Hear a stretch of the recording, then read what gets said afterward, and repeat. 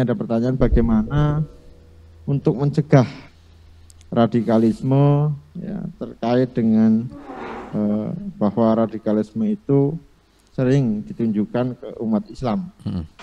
Itu yang pertama. Yang kedua, bagaimana antisipasi Muhammadiyah atau pemerintah terkait dengan kepulangan ex-kombatan ISIS. Mungkin bagaimana tanggapan Ustadz Dr. Fahmi Salim terkaitannya dengan penanganan yang dilakukan pemerintah terhadap HRS. Apakah bisa menimbulkan bibit radikalisme? Dan yang ketiga, bagaimana cara pengawasan dan pencegahan radikalisme di kalangan mahasiswa atau pemuda? Mungkin yang tadi ada sedikit dipaparkan, mungkin ditegaskan lagi. Mungkin begitu Pak Dr. Fahmi Salim, monggo untuk dijawab. Bismillah, alhamdulillah, salatu wassalamu ala rasulillah wa ala alihi wa sahbihi wa lama ba'd. Sahabat-sahabat semua, mahasiswa yang saya cintai, dan juga para pemirsa yang dapat menyaksikan ini secara umum ya di YouTube ataupun di media sosial lainnya. Jadi bismillah, alhamdulillah, salatu wassalamu ala rasulillah wa ba'd. Ya, terima kasih pada para penanya yang tadi sudah memberikan pertanyaannya ya. Yang pertama, bagaimana kita menangkal stigmatisasi ya radikalisme ini terhadap umat Islam. Ya, pertama kita harus introspeksi. Karena sebelum menunjuk arah kesalahan itu kepada orang lain, kepada pihak lain, maka sebaiknya kita harus muhasabah, introspeksi. Introspeksi dalam lingkungan keluarga kita, lembaga pendidikan kita, ya, introspeksi ekspresi keberagamaan kita, ya, bahwa kita tidak pungkiri ada perilaku sebagian kecil ya dari kalangan umat Islam ini yang menunjukkan sikap-sikap yang ekstrim. Maka itu Nabi SAW mengingatkan kepada umat Islam, iyyakum wal ghuluwa fiddin. Ini bentuk Nabi sejak dulu sudah mengantisipasi. Ya, Nabi Muhammad itu sejak dahulu, sejak 1400 berapa? 50, kalau 1442 tambah 13 itu berapa, Mas? 1455 tahun yang lalu. Katakan itu misalnya diucapkan di Madinah setelah hijrah, berarti 1442 tahun yang lalu. Ya, itu beliau sudah mengingatkan sebagai bentuk introspeksi diri umat Islam. Iyyakum wal ghuluwa fiddin. Ya, hendaklah kalian menjauhi sikap ekstrim dalam beragama. Ya. Bahkan Al-Quran sendiri mengatakan, ya ahlal kitab la taghlu fi dinikum. Ya, ini sebagai cermin bagi umat Islam. Wahai ahli kitab, janganlah kalian ekstrim dalam beragama. Ya. Maka itu tauhid dalam Islam itu adalah kutub moderat di antara dua kutub ekstrim. Tauhid Islam itu berada di tengah-tengah, ya, bukan ekstrim ateisme yang menyatakan tidak ada Tuhan sama sekali, ya, tidak juga mengakui ekstrim kemusyrikan, politeisme. Kalau tadi ateisme tidak mengakui Tuhan sama sekali, ini mengakui Tuhan tapi Tuhannya banyak, politeis, musyrik.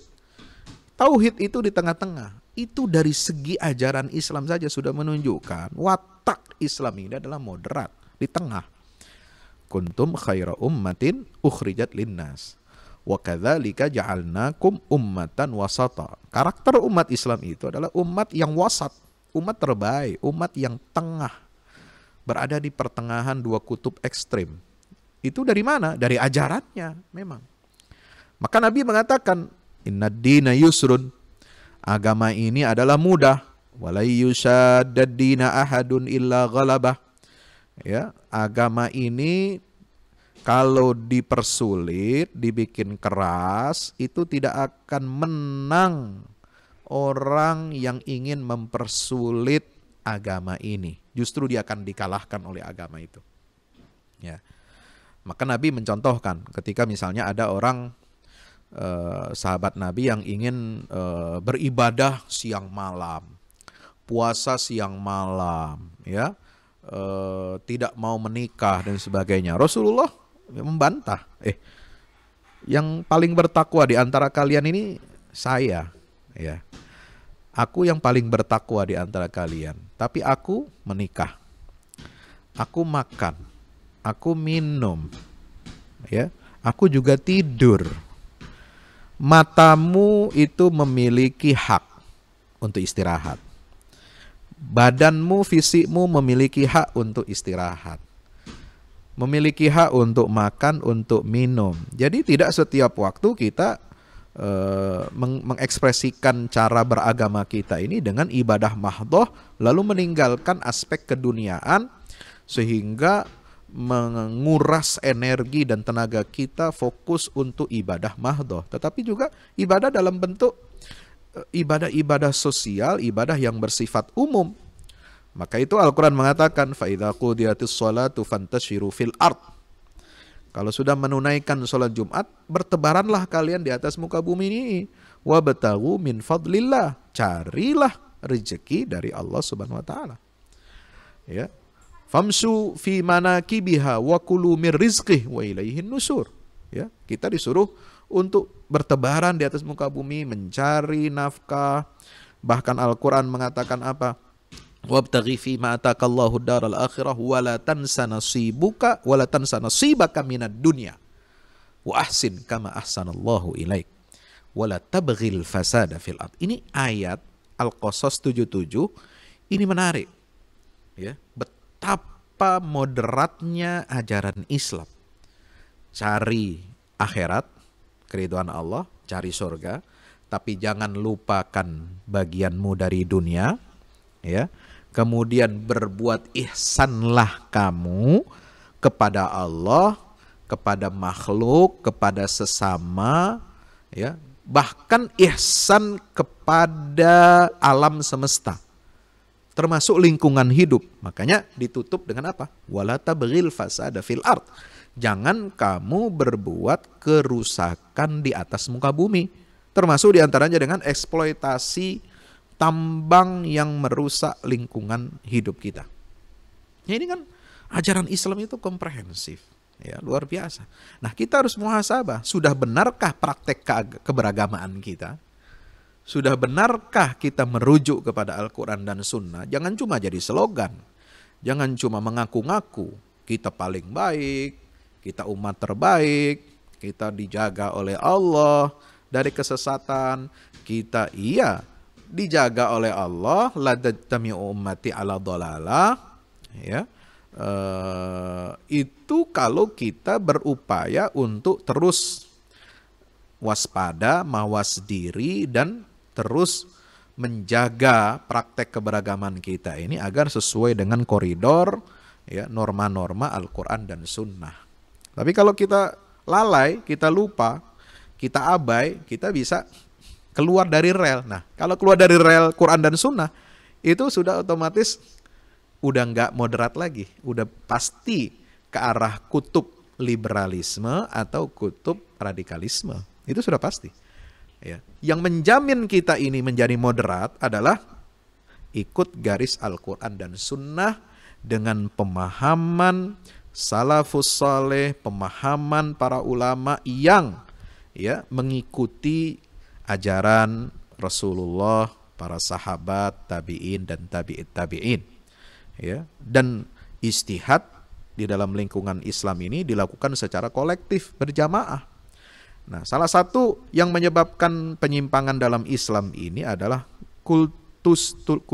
pengkultusan, kultisme. Ya, pengkultusan kepada orang, pengkultusan kepada individu. Nah, ini makanya Islam tidak mengajarkan seperti itu. Ya, ini yang bisa menyebabkan kerusakan umat Islam itu adalah pengkultusan individu, sehingga apa kata dia itu adalah sabda Allah atau firman Allah dan sabda Rasulullah. Nah itu nggak begitu. Maka di Muhammadiyah itu dikenal dengan istihad kolektif, ya, musyawarah, ya. Makanya ada musyawarah nasional tarjih. Nah itu kan nanti akan diselenggarakan di akhir bulan ini atau akhir Desember, wallahu alam. Itu ada munas. Jadi semua dimusyawarahkan meskipun nanti menghasilkan hasil produk tarjih, begitu ya. Nah, ini cara kita menghilangkan stigma. Jadi kita harus kembali kepada praktek keberagamaan yang sahih. Bagaimana yang dipahami, diatur dalam aturan organisasi Muhammadiyah. Ya, yaitu kembali kepada Al-Quran dan Sunnah yang insya Allah kalau kita istiqomah, kita benar-benar merujuk Quran dan Sunnah itu dengan pemahaman yang baik, kita tidak akan terkena atau terjebak ke dalam stigma radikalisme ataupun liberalisme. Itu yang pertama. Yang kedua, kita harus memberikan nasihat, ya, terus-menerus, amar ma'ruf nahi mungkar, jihad informasi, jihad media, ya, untuk meluruskan pandangan-pandangan stereotip terhadap umat Islam. Ya, kita harus jihad media dan informasi bagaimana? Dengan menyebarkan konten-konten positif bahwa Islam itu tidak radikal, Islam itu tidak bukan identik dengan teroris, ya. Kemudian kita menyebarkan dakwah yang rahmatan lil alamin, ya. Kemudian memberikan tanda tanya kepada masyarakat luas, kenapa ya praktek seperti ini kok tidak disebut radikalisme, terorisme seperti tadi yang saya sampaikan beberapa contohnya. Kenapa hanya kepada praktek umat Islam saja? Nah, ini kan menggugah kesadaran, ya, kesadaran publik, kesadaran masyarakat, termasuk kesadaran para pengelola negara. Saya kira itu, Mas. Yang kedua, tadi apa pertanyaannya? Pertanyaan yang kedua, bagaimana antisipasi Muhammadiyah atau pemerintah terkait dengan kepulangan ex-kombatan ISIS? Ya, saya pikir kita harus bertindak sesuai dengan konstitusi, di mana konstitusi kita melindungi hak-hak warga negara. Ya, tidak boleh semena-mena kita mencabut kewarganegaraan WNI sendiri. Kalau mereka memang ingin pulang, mereka ingin kembali tinggal di Indonesia, ya kita harus welcome dan menjaga amanat konstitusi. Mereka bebas bergerak, mereka bebas hidup di tanah airnya. Masa iya mau kita tolak? Masa iya mau kita cabut kewarganegaraannya, disuruh dia tinggal di luar negeri sana? Kalau dia ingin punya keinginan kembali, berarti kan dia ada tekad baik untuk kembali ke tanah air, bumi pertiwi, dan dengan sikap seperti itu tentu dia merasa terikat dengan tanah airnya. Ini kan suatu hal yang positif. Tinggal nanti kita lakukan pembinaan-pembinaan. Ya, pemerintah jangan reaktif, jangan bersikap radikal. Ya, kalau mencabut kewarganegaraan ini bisa jadi sikap radikal juga. Ya, maka ajak ormas keagamaan, ya, MUI untuk membina mereka-mereka ini, ya, ex-kombatan ISIS ini. Untuk apa? Kembali ke jalan yang hak, ke jalan jalur wasatiyah, ya. Karena watak Islam itu adalah wasatiyah. Saya kira kita tidak akan kekurangan cara dan manhaj untuk memperbaiki pemahaman seseorang yang sudah terjebak ke dalam pusaran radikalisme atau terorisme global itu, ya. Tinggal kita bagaimana memperkuat peran ulama dan keluarga. Nah, di sini termasuk fikih tentang informasi, fikih tentang keluarga, bagaimana menciptakan keluarga yang sakinah, tuntunan keluarga sakinah, pedoman hidup Islami di lingkungan warga Muhammadiyah, itu kan sudah kafah dielaborasi di sana. Jadi itu yang harus kita manfaatkan untuk menampung kembali ex kombatan itu. Saya kira itu. Yang ketiga apa? Ya, yang ketiga tadi yang kedua masih ini ya terkait dengan isu terkait kepulangan HRS ini. Iya. Pak Dokter gimana? Iya, seperti yang saya sampaikan kemarin itu dirilis dan 2 hari lalu ya dirilis itu saya sampaikan. Dan kemarin qadarullah ya Pak Pangdam Jaya juga mengundang saya untuk berdiskusi dan menyampaikan pandangan-pandangan tentang isu keumatan terkini di DKI Jakarta. Maka saya sampaikan kembali, saya mengulang lagi hasil yang saya sampaikan dalam rilis saya itu, bahwasanya bagaimana supaya pemerintah ini membangun dialog, ya, dan tidak menimbulkan kegaduhan baru. Oke, kemarin misalnya dianggap sebuah tindakan ketegasan, ya, penegakan hukum atau apalah namanya, itu terserah Pangdam ya. Itu saya bukan ranah saya. Tetapi ayo kita kembali rajut kebersamaan, ya, jangan emosional, jangan terpancing, ya, masing-masing pihak harus menahan diri. Dan sebenarnya kan kalau kita lihat pidato awal, ya, sambutan HRS ini ketika kembali ke tanah air di markas FPI, mengatakan dia bersedia kok untuk berdialog dengan pemerintah dan rekonsiliasi, ya. Dan juga menyatakan bahwasanya kami ini bukan musuh negara, kami bukan musuh pemerintah. Kita menyampaikan pandangan, kritik itu adalah sah dan wajar sebagai hak warga negara. Nah, kita semua juga termasuk Muhammadiyah kan menyampaikan kritik, ya. Hanya mungkin beda ekspresinya, ya. Memang ekspresi beliau ini juga seringkali menjadi sorotan, bahkan juga di kalangan para ulama, ya. Nah, memang itulah cara, mungkin metode, karakter yang beda, ya, cara amar ma'ruf nahi mungkar di Muhammadiyah dengan teman-teman kita yang lain. Tetapi sesungguhnya itu merupakan juga aset bagi bangsa ini, harus kita perlakukan dengan baik. Supaya apa? Ya, untuk menekan radikalisme. Kalau tidak, terus-menerus stigma dilancarkan, perang opini dilancarkan, pembulian, penghinaan terus dilakukan oleh, ya, kalau kita bicara sosial media, oleh para buzzer misalnya, ini akan meningkatkan kecenderungan orang untuk menjadi radikal. Nah, untuk menangani itu, saya pikir opsi dialog itu harus jadi pilihan pertama, ya. Sebab apa? Saya katakan begini kemarin, ya, kedatangan tokoh seperti dia itu mesti disambut dengan komunikasi yang baik, yaitu dialog. Kalau tidak, ya, kalau kita hanya menggunakan kekuatan, ya, kekuatan pengerahan pengerahan aparat atau pengerahan opini, ya, apapun itu pengerahan yang bisa dibaca oleh masyarakat dan umat Islam atau pengikut beliau, ini bisa justru kontraproduktif, ya. Itu tidak akan mengurangi, tidak akan mereduksi sedikit pun ketokohan, ya, atau pengaruh dan pergerakan HRS, ya. Maka yang harus kita lakukan adalah dengan cara yang elegan, ya, dengan cara merangkul. Ya, silakan dia mau kritis, tapi kita punya komitmen bersama, jaga NKRI, jaga Pancasila, ya, jaga kebinekaan, dan saling menghormati. Ya, kritik itu biasa, ekspresi berbeda, ya, kita hormati, tetapi kita harus tahu batasan-batasan diri kita masing-masing, ya.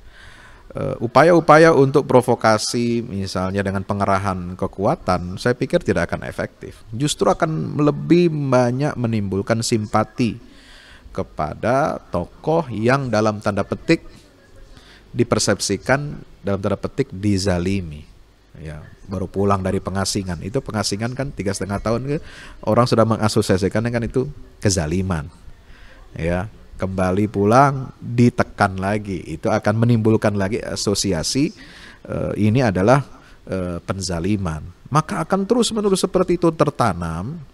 Nah, ini jangan-jangan, ya, mohon maaf, kalau strategi itu terus dijalankan, saya jadi berpikiran negatif. Apakah mungkin, ya, dalam hal ini pengelola negara memang membiarkan itu terjadi supaya muncul radikalisme di tengah-tengah umat Islam. Nah, ini harus kita waspadai. Nah, tugas Muhammadiyah mengingatkan pemerintah. Ya, kalau saya kan secara pribadi sudah saya sampaikan. Ya, saya pribadi dalam rilis itu hanya menggunakan identitas saya sebagai Wakil Ketua Komisi Dakwah MUI. Saya tidak berani mewakili atas nama organisasi Muhammadiyah. Tapi Muhammadiyah sebagai kekuatan sipil ya terbesar di Indonesia dengan posisi yang terhormat, disegani oleh pemerintah dan umat, ini juga harus menyampaikan pandangan-pandangan yang positif yang mendorong kepada adanya dialog sesama anak bangsa. Supaya apa? Menekan radikalisme. Kalau tidak, ini berbahaya, Mas. Ya, saya kira itu pandangan saya. Wallahu a'lam. Oke. Terakhir ini tadi belum dijawab terkait dengan bagaimana cara pengawasan dan pencegahan, terutama di kalangan mahasiswa atau pemuda. Mungkin yang lebih modern gitu. Iya. Pencegahan cybercrime itu kita tidak punya alatnya ya, kecuali nanti Majelis Pustaka dan Informasi PP Muhammadiyah juga dengan Dikti lembaga Majelis Dikti PP Muhammadiyah dan juga Majelis Pengkaderan, saya kira harus bahu-membahu ya, menciptakan suatu mekanisme bagaimana kita mensosialisasikan fikih informasi ini ya, supaya mahasiswa-mahasiswa kita, warga Muhammadiyah dan masyarakat umum itu bisa menggunakan sosial media ini dengan bijak dan secara baik ya, dengan tuntunan yang benar berdasarkan Al-Quran dan Sunnah ya. Amar ma'ruf nahi mungkar boleh, tidak ada yang salah, tetapi gunakan cara-cara yang baik, cara-cara yang ma'ruf, jangan menggunakan cara-cara yang mungkar yang justru akan menjadi bumerang bagi amar ma'ruf nahi mungkar itu sendiri. Kritik boleh, tetapi disampaikan dengan cara yang baik, elegan, tanpa harus berkata-kata misalnya. Contoh ya, saya contohkan. Ya, misalnya Pak Anies Baswedan, ya mengunggah foto baca buku, itu kan sederhana. Lalu menunjukkan judulnya seperti apa. Orang lalu menjadi ingin tahu, ingin baca. Ini padahal beliau captionnya itu hanya apa? Selamat pagi, selamat menikmati hari libur. Selesai. Tidak ada kata-kata kritik, tidak ada kata-kata provokasi, tidak ada kata-kata sindiran, ya. Tetapi itu kan maknanya multi, ya. Bahwa beliau sedang membaca buku, mengajarkan kita apa? Saya memandangnya bahwa itu kekuatan peradaban, ya, termasuk dalam mengelola negara, itu adalah dengan intelektualisme, dengan kita rajin membaca. Kalau mahasiswa hanya rajin googling, mahasiswa hanya rajin aktif panjat sosial di media di media sosial, ya kita nggak akan cerdas-cerdas. Bangsa ini tidak akan cerdas, meskipun kelihatannya fasilitas pendidikannya sudah hebat. Ya, anggaran pendidikan kita sudah 20% misalnya dari APBN kita. Kampus-kampus Muhammadiyah mentereng, tetapi aktivitas mahasiswanya ya model kayak begitu. Ya ini tidak rajin baca, tidak suka membaca, tidak suka perpustakaan, ya, tidak suka berdiskusi, ya, tidak suka bacaan-bacaan ilmiah. Nah, ini menunjukkan kemunduran. Jadi bukan Islam berkemajuan nanti. Ya, kalau begini caranya. Ya, nah itu makanya kita harus dorong semua untuk memiliki literasi. Nah, salah satu bentuknya adalah saat ini kita literasi media untuk menangkal cybercrime, radikalisme. Ini juga sangat penting. Ya, untuk mengasah wawasan, membuka wawasan adik-adik kita para mahasiswa yang ada di UMP dan juga PTM lain yang ada di Indonesia ini. Saya kira itu.